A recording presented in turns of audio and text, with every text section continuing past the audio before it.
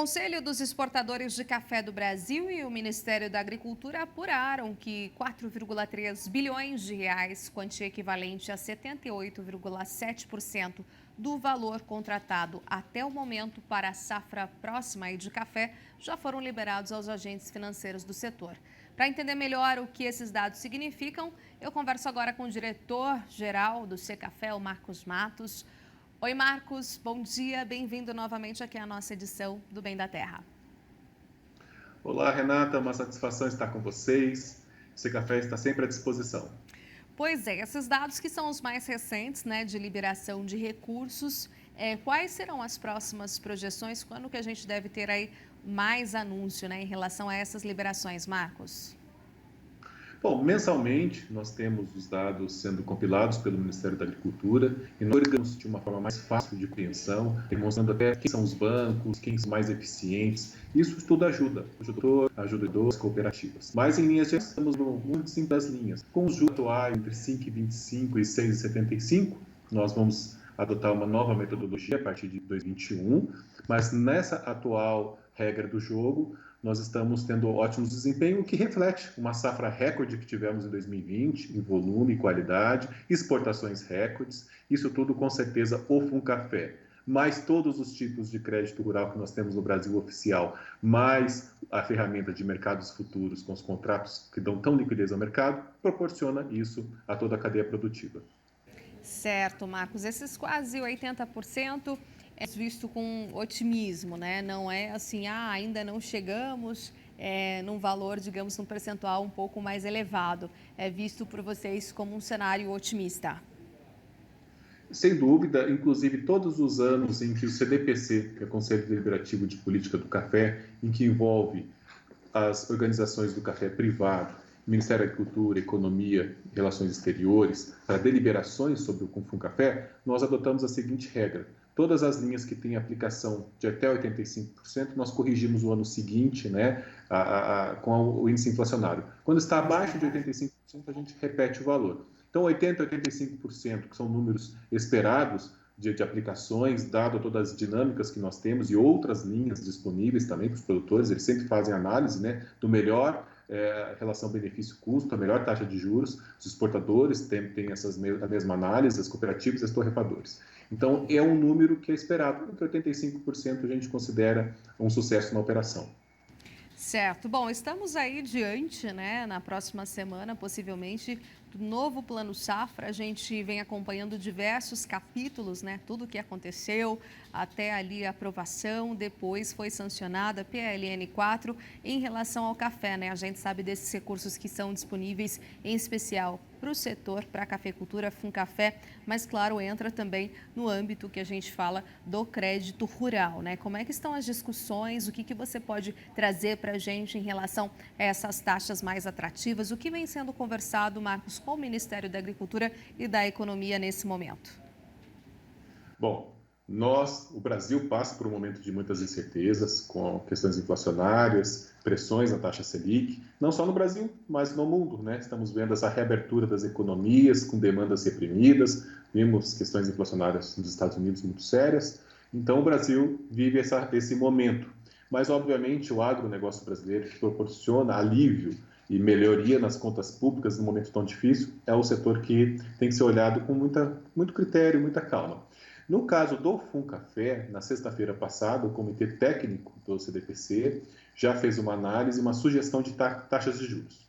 A gente vai considerar a remuneração do Funcafé, porque é um fundo fechado, então ele tem que ter, no momento que ele não estiver aplicado, ele precisa render. Definimos em 3%, que é como se fosse uma Selic fixada. Hoje ela está mais alta e tende a subir mais, mas consideramos até 3%. E a remuneração do agente financeiro, que chamamos de spread bancário, até 3%. Ou seja, nós teremos juros finais até 6%. Quanto melhor o cliente, mais baixos juros, dentro daquele 3% que é a remuneração do agente financeiro, quanto mais duvidoso é o cliente, mais próximo dos 6%. E uma questão muito importante, isonomia. Então, todas as linhas de custeio, comercialização, o fundo de aquisição de café, a capital de giro para as torrefadoras, cooperativa ou empresas SAs, nós vamos ter sempre o mesmo juros do Funcafé. Isso é muito importante, que é a isonomia.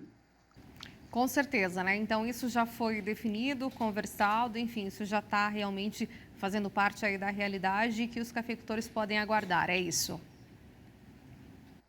Exato. Esse assunto nós deliberamos rapidamente via CDPC, o Conselho Monetário Nacional aprecia e tende a ser divulgado no Plano Safra junto com todo o pacote, todas as linhas reconhecidas como Grande Plano Safra, o PAP 21/22. Excelente. Bom, além disso, mais alguma novidade aí que a gente pode aguardar para o setor, né, cafeiro tão importante? A gente tem acompanhado aqui, já relatamos, né, a questão ali no fim do ano, enfim, desde ali o finzinho do segundo semestre, quanto às adversidades climáticas, num período extremamente importante e fundamental ali para a florada, e realmente que não aconteceu. E aí a gente tem essa safra, né, que já discorremos aqui por diversas vezes, de bienalidade negativa.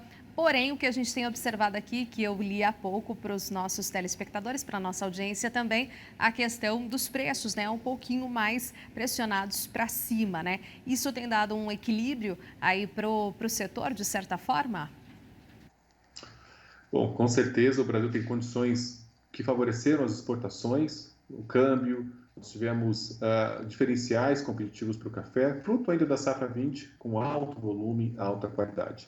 Por conta disso, nós fechamos o relatório de exportações de maio recentemente, na semana passada também, e nós mostramos que, embora a gente tenha tido uma queda expressiva nas exportações em maio, por conta de problemas logísticos e não falta de café, nós já batemos o recorde do ano safra, faltando um mês, né? De julho de 20 a maio de 21, nós exportamos 42,5 milhões de sacas, sendo que nosso recorde até então era a safra 18/19, porque a safra 18 havia sido um recorde antes de ser quebrada pelo ano de 20, quando nós exportamos 41,4, ou seja, já batemos recordes ainda faltando um mês. O problema logístico nos preocupa, é uma questão estrutural, pós-pandemia, com os portos e as rotas marítimas, né, sobrecarregadas. Nós temos cancelamentos de bookings, atrasos, falta de disponibilidade de containers, isso é um problema que está no nosso radar para os próximos meses. E também, a partir agora, começa a nova safra 21 mais baixa, como já mencionada aqui por você, Renata, que realmente impõe desafios. Geralmente, esses números da safra 21 vão entrar nas estatísticas de exportação a partir de agosto, mas de forma mais preponderante em setembro.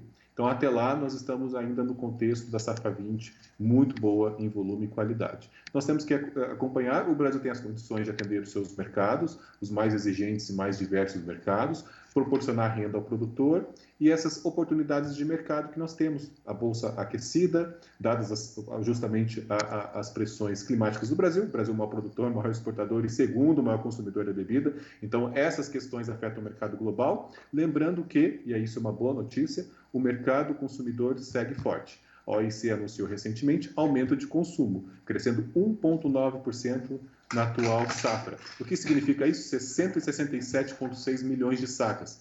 Nos países importadores, o aumento é de 2,3% de consumo. O que significa?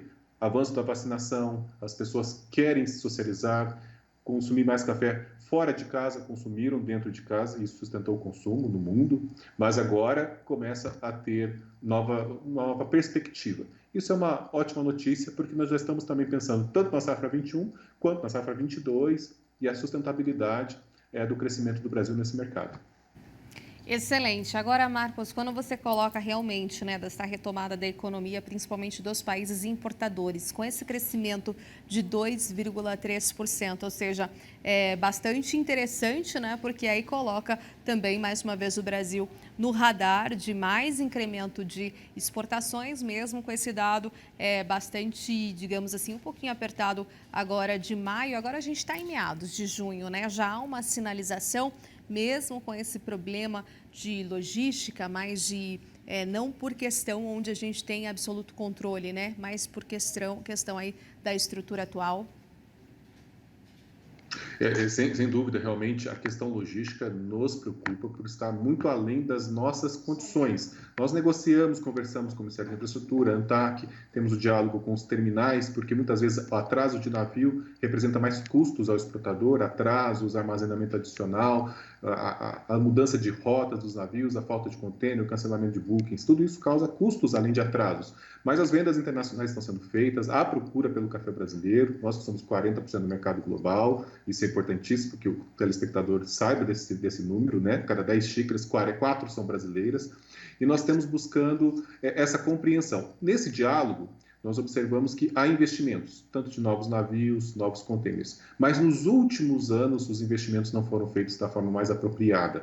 Então, resultou nessa demanda excessiva dos portos sobre incapacidade máxima de ocupação e de capacidade, principalmente portos da costa oeste norte-americana e a rota China, Estados Unidos, China, Europa, muito acentuada. Então, nós saímos prejudicados. Mas, se não fosse esse problema, já em maio, nós teríamos um volume substancialmente maior, dado a demanda pelo café brasileiro do mundo, que tem atendido aí a todos os paladares do mundo.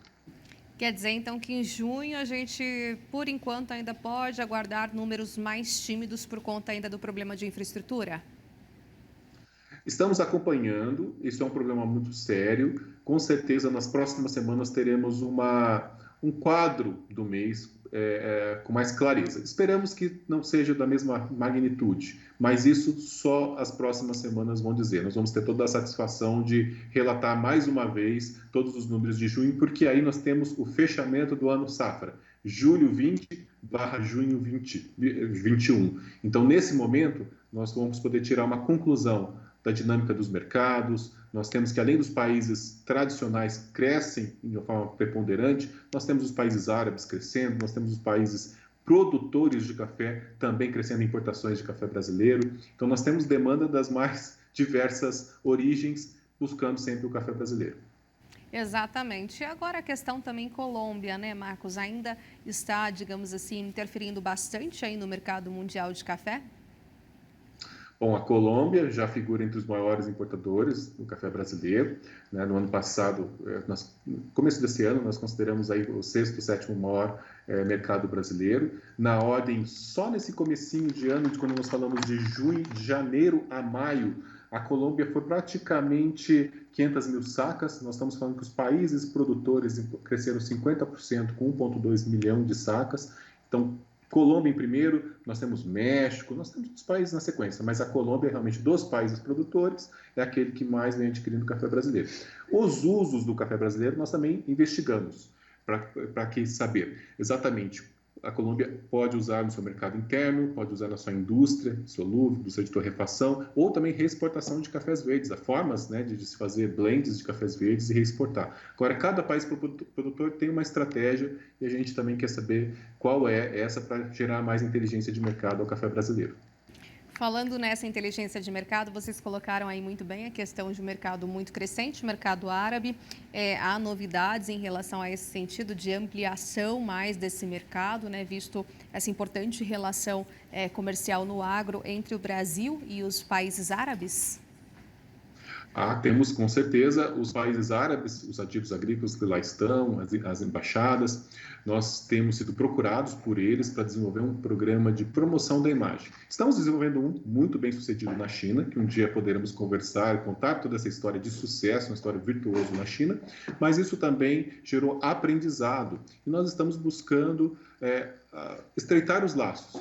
Como nós fazemos isso? Enviando amostras das regiões brasileiras, aqui nós temos as denominações de origem, mostrando que o Brasil tem muitas qualidades. Cada região produtora tem um leque de qualidades, tem um leque de melhores cafés. E fazer o link da sustentabilidade, da qualidade, do bem-estar das pessoas que produzem esse café, da eficiência do comércio exportador, desse fluxo do comércio, para gerar mais conhecimento. E para que eles, os baristas que ali já começam a se formar, começam a entender melhor esse ofício, para que também venham ao Brasil, principalmente no contexto pós-pandemia, para aumentar essa interação. E a partir disso criar vínculos. Então esse é o estudo e o projeto que estamos começando aí com a Arábia Saudita, Emirados Árabes, e com certeza vamos ter ali muitas coisas positivas para o Brasil, o cafeicultor brasileiro. São oportunidades de mercado que surgem e nós temos sempre que estar atentos. Tá certo, então, Marcos, muito obrigada pela entrevista aqui na nossa edição de hoje. Até uma próxima oportunidade de conversa. Obrigada. Obrigado, Renato. Um forte abraço a todos. Um abraço.